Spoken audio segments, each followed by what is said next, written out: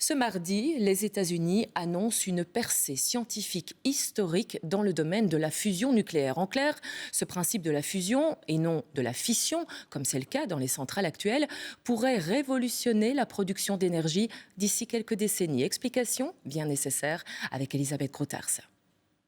La fusion nucléaire, c'est ce qui alimente le Soleil. C'est plus précisément la combinaison de noyaux d'hydrogène qui, en fusionnant sous 15 millions de degrés, dégage une énergie d'une puissance inouïe.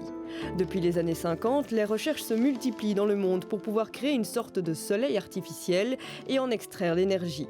En Californie, des chercheurs du laboratoire Lawrence Livermore utilisent pour cela une technique au laser et annoncent une avancée majeure.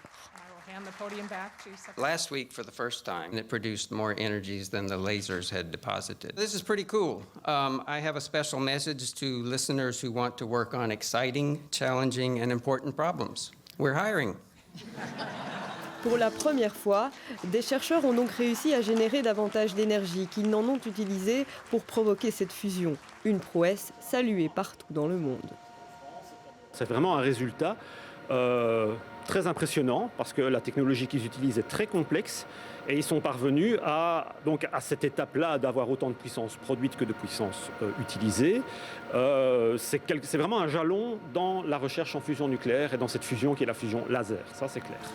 Avec la maîtrise de la fusion nucléaire, il serait possible d'assurer notre sécurité énergétique sans aucun risque pour l'homme ou l'environnement. Un objectif qui fait rêver, mais qui est tout de même encore loin d'être atteint. Technologiquement, c'est un pas, mais c'est un petit pas en avant et on devra encore attendre un peu pour avoir un vrai réacteur et avoir de l'énergie, de l'électricité, etc. Les étapes suivantes et la technologie qui va autour demandera encore 20, 30, 40 ans pour être prête. Et de nombreux pays y travaillent.